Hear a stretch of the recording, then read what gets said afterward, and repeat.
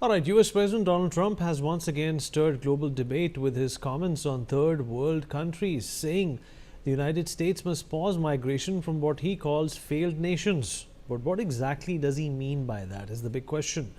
When Trump uses the term failed nations, he is referring to countries struggling with extreme political instability, economic collapse, weak governance, and internal conflict. It is ironic that Trump's strategies in his first term and in his second term are just doubling down on these so called third world countries. Countries like Iran, Venezuela, Somalia, and Libya are being targeted by the United States. The continuous airstrikes in Venezuela and Caribbean are an example of this. The term of third world in itself is, well, outdated, inflammatory, and ignores the complex historical and geopolitical reasons behind these crises. It reduces entire nations to labels and oversimplifies human suffering. But Trump continues to use it as a political tool, positioning his policy as a defensive measure to protect American interests. As the debate intensifies, one thing is absolutely clear: his comments have put the spotlight back on America's tough immigration stance and the controversy surrounding how the US defines and deals with failed nations. Let's talk about this with our guest. Joining us on the show is Ambassador Veena Sikri, former diplomat. Dr. Sharat Kohli, senior economist, is also with us on the show. Mr. Andrew Latham, professor of international relations, is joining us from Minneapolis, the United States. And Purnima Nath, Republican leader, is also with us on this all-important conversation. Ambassador Sikri, I'll begin with you. Well, third world countries was, a term coined when the world was divided during Cold War. If you supported the Western Bloc, you were the first world. If you supported Russia, you were the second bloc. And if you supported neither, you were third world. Of course, the Cold War has been over for over 35 years now, and yet this term has lingered on. Donald Trump is using it to basically define, or rather redefine, the immigration policy or rebirth or renaissance in the United States, but it all seems very populist in nature. It's obviously after the attack in Washington, D.C. that he's come up with these policies. Do you think this is a knee-jerk reaction and it is bereft of the understanding that is needed by a country like the United States when it comes to understanding global equations and issues? President Trump said this as part of his Thanksgiving message. And of course, he is at all times aiming at his own MAGA constituency. So that is very clear. The term third world is completely outdated. In fact, even universities in India no longer use that term.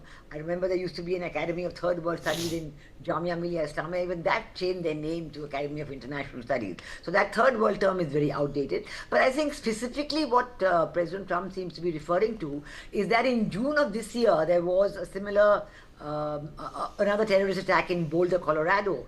And after that, President Trump had issued a list of about 19 countries, 12 of these countries were completely banned for people to come from there to get visas, and 7 of those were partially banned. So I think this time he is really referring to that list as well, and that had countries like Afghanistan, Myanmar, Chad, Eritrea, Somalia, and so on. A large number of countries, including Cuba. But I don't think that even at that time in June, when he first issued that list, whether any executive orders were passed, formally putting those countries in a banned list or saying that that people from these countries will not be allowed to come. Maybe it was just an informal order issued to the ICE authorities or the visa authorities in those countries, the American embassies in those countries. So similarly, this time when he's made a similarly sweeping reference without any details, it's probably we won't even know of the executive order. The instruction would go to the embassy. But yes, it does create a whole lot of uncertainty because, and I think it affects the American economy as well, because students don't know what to expect, so their numbers are down. Tourists don't know what to expect, for their numbers are down. Even if you have a regular visa, you're being stopped by the ICE authorities on entry for various reasons. I mean, recently there was a reason given that even if a person's health doesn't look good, if there's obesity or there's diabetes, something, then that person should not be allowed to enter. So there is a whole lot of uncertainty, and I think, of course, it affects a lot of countries around the world, but certainly it's affecting the American economy as well. Dr. Kohli, how do you look at what's happening in the United States? Do you think that it's rather impetuous of Donald Trump to come up with this kind of a reaction towards immigration? And Ambassador Sikri is absolutely right that he is playing to a gallery, right? And that gallery includes the people who voted for him and support him from MAGA. Good evening, Vineet, to you, my panelists, and NewsX viewers. Well, we have a Republican leader here on the panel. I don't know how many of Republican leaders or his constituencies or the regions are getting pleased. Well, I think what he forgot was that America, if it is made today, having said that, I would like to first attach a rider. I have no sympathies whatsoever for what happened in DC. It needs to be condemned at every level. Absolutely. There is no sympathy. I mean, having said that, I mean, I would carry on with what I have to say. He forgot that America has been made out of so-called third world. If today a large part of America, of its success, is owed towards people who migrated here ages ago. And I think he completely forgot that. And without these people, America would not have been what it is today. All the economic progress, although there is very, very little to talk about as of now, but I'm diving into history. If whatever America today is a $30 trillion economy, let me add a rider, there's $38 trillion of debt as well. But whatever America is today is purely simply because of emerging nations. I think you have all the right to question the person. You have all the right to investigate whatever happened in DC. You have all the right to punish the person. He should be punished. But you paint the whole world with the same brush, I think is completely inappropriate. What President Trump is trying to do is to isolate America, move over from a policy of multilateralism to a policy of not even bilateralism at this point of time, because I don't know who's America's friend at this point of time. I really don't know who's the country which is probably dear to America. Is America only thinking of itself? You were isolated on a map. Well, America is far off from the rest of the world, but are you trying to isolate? But America was more integrated to the world than any other country. You know, the brands which America has created over all these years, they have become part and parcel of the lives of people around the world. But are you trying to isolate now, not just geographically, but also business-wise, also immigration-wise, also socially? I think these kind of remarks, and to be, as I said, painting the entire world, the entire country because of one person by the same brush. I'm not taking any sides. As I said, I condemn what is happening. It's what has happened should not have happened. But then I think you completely forget, as you rightly said, third world is no more a term used. It's very archaic in nature. We call them emerging economies. And those emerging economies are the growth engines of the world. He called India as a dead economy once, an economy which has got today GDP numbers of 8.2% in the quarter. You call that economy as a dead economy? Just because, what about Pakistan? What about Pakistan? Is that not a third world country? When Shahbaz Sharif and Asif Munir are your dearest, you love them. He said, I love them. Is that not a third world country? I think he needs to be very careful in choosing words. I have an ambassador here, very experienced. She spent her life on diplomacy. I think one should be very careful in choosing words when you're speaking on public platform, because the ramifications and the repercussions of these remarks can be very far reaching. And sometimes the damage done takes very, very long time to repair. I think he's completely ignored that, Vineet. You're absolutely right. And Andrew, do you think that Donald Trump, is keeping this eventual damage in mind when he's making these announcements? I'm not sure that I associate the word thinking, at least deeply, with President Trump too often.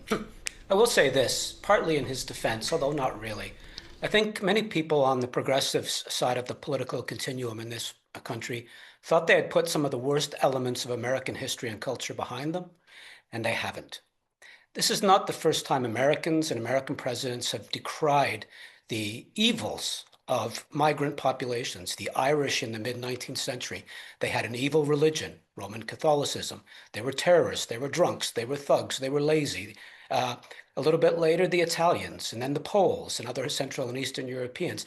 And that's a group, those are peoples that weren't even racialized. Well, they were racialized, but they obviously now sort of blend into WASP, white Anglo-Saxon Protestant America. So this is an inglorious tradition that goes back to the founding of this republic. Sometimes it's below the surface, but every now and then it erupts. And what's troubling about President Trump is, in recent decades, American presidents have tried to keep that below the surface or eliminate it. They certainly haven't endorsed this view that there are real Americans who belong to a particular race and who are not migrants. And then there are these other people from backward countries, third world countries. It doesn't really matter what label you stick on them. The connotation is always they are backward, evil, lazy, and they don't understand what it is to be American. Now, I'm an immigrant to this country. Admittedly, I'm a three-time immigrant, so I move around a lot. But I'm not treated the same way as Afghan migrants, including those who fought beside the United States military. I'm not treated the same way as Mexican day laborers. The list goes on and on and on. I hope you take my point, which is that categories of race shift and change over time. Once upon a time, the Irish were racialized, not anymore.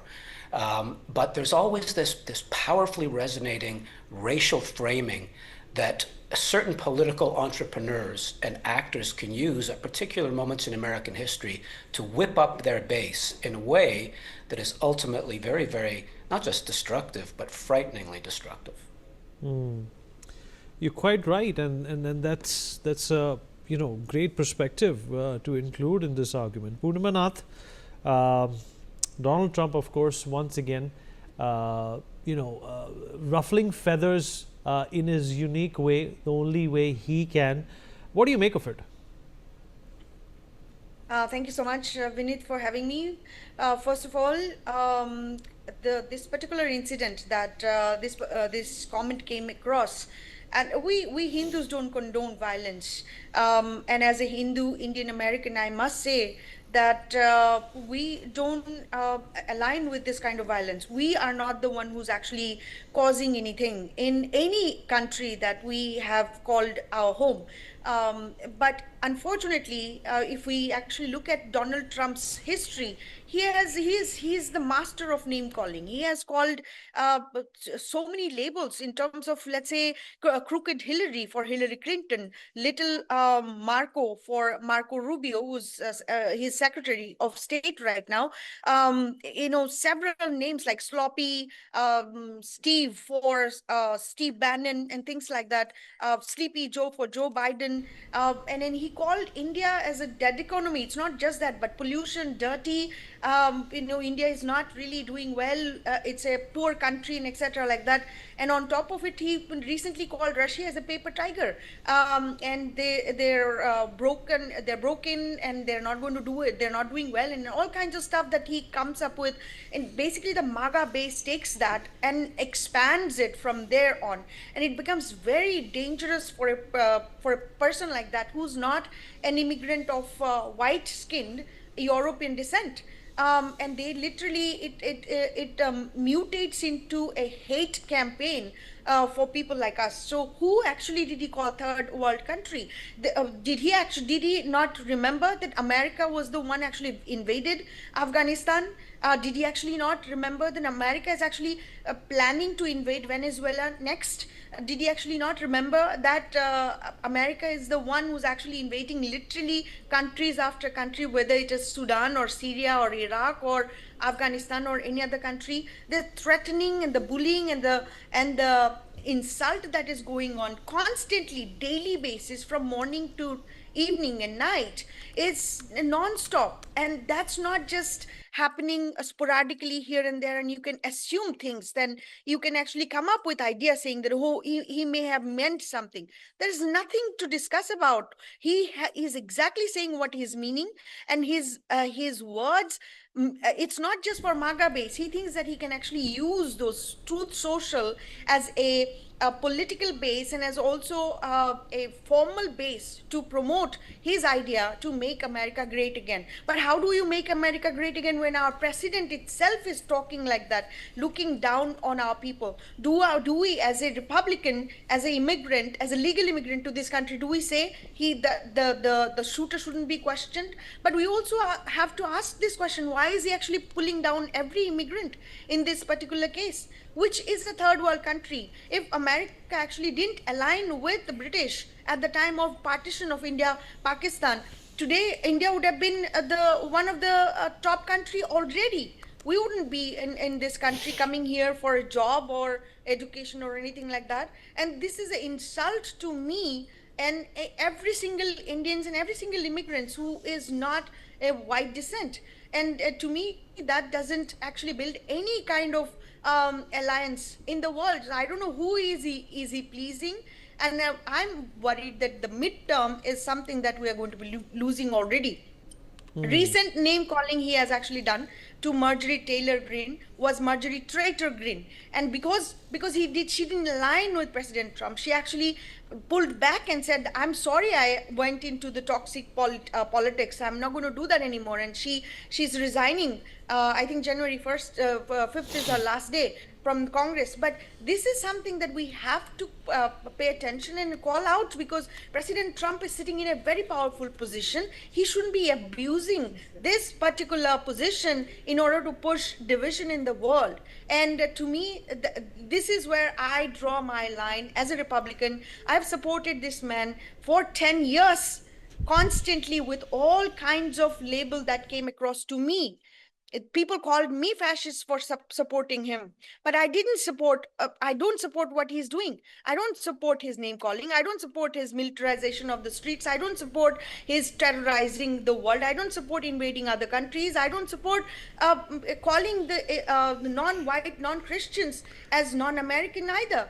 And this is something that we, as a global, as a human being, has to talk about. And this is not working for America. I don't think this is working for Republican Party either. All right. As a Sikri, in fact, Donald Trump is going to be completing a year in office in the White House in just a few months. What do you think has been done? What has changed in the last 1 year since Donald Trump took over? There have been a few wars which he is claimed to have resolved. The world finds itself in a lot of upheaval when it comes to trade. Economies are going for a toss, except for India's. What do you think is going to be, the outlook for the year that is soon going to pass by under Donald Trump's watch? Yes, I think it has come as a big surprise and maybe a shock to the world that there's a huge difference between Donald Trump's policies in his first term as president and President Donald Trump's policies in his second term.